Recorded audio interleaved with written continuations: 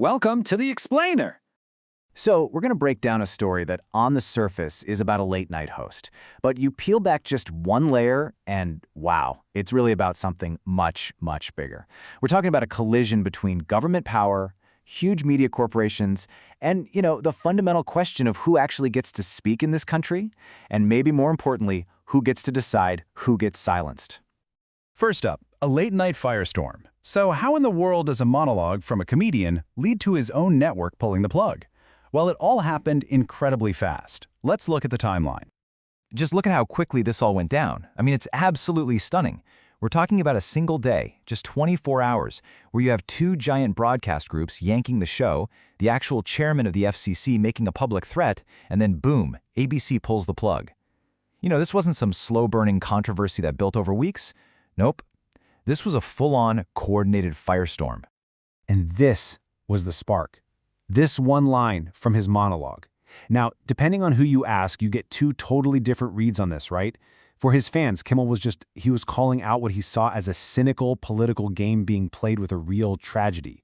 But for his critics, that phrase, the MAGA gang, landed very differently. They saw it as a blanket divisive attack that just blamed millions of people and poured gasoline on an already terrible situation. Either way, this was the comment that lit the fuse. Okay, next section, the chilling effect, because this is where it gets really interesting. This isn't just about a network firing a host they don't like. It's about a much bigger, and honestly more subtle kind of pressure that legal experts have a name for. So what is a chilling effect? It's a pretty simple but powerful idea. You don't actually need to pass a new law or officially ban something to get people to shut up. All you need is the threat of some kind of punishment. Could be legal action, could be financial trouble, whatever. Just the possibility of that threat is often enough to make people, and the companies they work for, start censoring themselves. It's super effective because it all happens behind the scenes, without any official fingerprints. And this chart really breaks down how that pressure works in practice. It's not just one person or one group. It's like a pincer movement coming from all sides. You've got the FCC chairman, a government official, basically hinting that stations could lose their licenses to operate.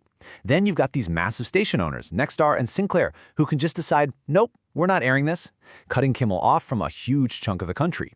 And then, of course, you have the big boss, ABC, and its parent company, Disney, who are looking at all this and getting nervous about losing stations, losing ad money, and maybe even running into trouble with other business deals. See? Every single one of them had a lever to pull, and it looks like they all pulled them at the same time. All right, let's talk about the next big theme that came out of this: hypocrisy and double standards. Because, this whole thing didn't happen in a vacuum. It immediately kicked off a huge debate about whether the so-called rules for what you can and can't say are actually applied fairly to everyone. And this comparison between Jimmy Kimmel and Elon Musk became a huge flashpoint. On one side, you have people pointing to this and saying, look, a comedian makes a political comment on his show and gets pulled off the air after government pressure. On the other side, you have a guy like Musk, who owns his own platform, telling people to fight back or you die. And nothing really happens. Now, the counterargument is pretty straightforward. Kimmel works for a company that uses public airways, which are regulated by the FCC. Musk owns a private company. They're different things. But for a lot of people, that distinction doesn't really matter. It just looks like a massive double standard, and it raises that big question: who actually faces consequences for their speech, and why? And this quote from Jenin Younes, a free speech lawyer, really hits the nail on the head for a lot of folks. It gets at this feeling of irony, The idea is that everybody says they're against censorship, right up until it's someone they disagree with who's speaking. The accusation here is that some of the people who have been complaining the loudest about cancel culture for years were suddenly very, very happy to use those exact same tactics, even government pressure, to shut down someone on the other side. And here's where it gets even more complicated and, honestly, kind of tragic. It involves Charlie Kirk himself. He was known for being a huge advocate for free expression and open debate. So for many people, watching his supporters use his death as a reason to demand that critics get fired, well, it felt like a complete betrayal of the very principles he championed. Okay, so to really get a handle on this whole modern mess, it's worth taking a step back. Let's look at free speech then versus now. What was the whole point of the First Amendment in the first place? So what did the guys who wrote the Constitution really want? It wasn't just about being able to say mean things on the internet. For them, this was personal. It was all rooted in their fresh and very painful memory of living under the thumb of a king. For the founders, free speech wasn't just a nice idea, it was the entire engine of the new country they were trying to build.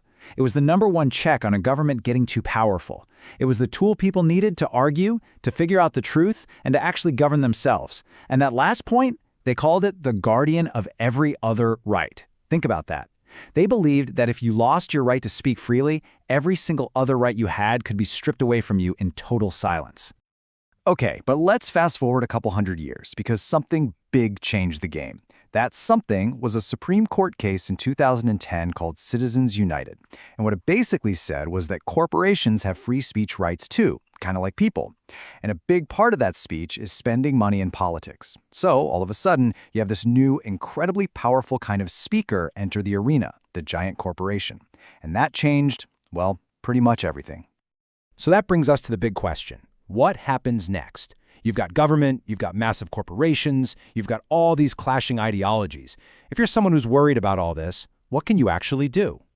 Well, it seems to boil down to a few different approaches. First, there's the classic civic action route, actually contacting your elected officials and telling them you don't want the government meddling with the media. Second, and this is a big one for a lot of people, is to support independent media. We're talking about creators who answer directly to their audience, not to advertisers or corporate boards. That makes them a lot harder to pressure. Then there's media literacy, basically learning to be a smarter consumer of information yourself. And finally, maybe the most powerful thing of all, use your own free speech. Don't just get mad, create, share, argue back. Counter the ideas you don't like with better ideas of your own. And that's really the question this whole Jimmy Kimmel situation leaves us with, isn't it? When you have this massive collision of government power, corporate money, and intense ideology, who is actually left to guard free speech? The founders had a clear answer. It was supposed to be the people, us.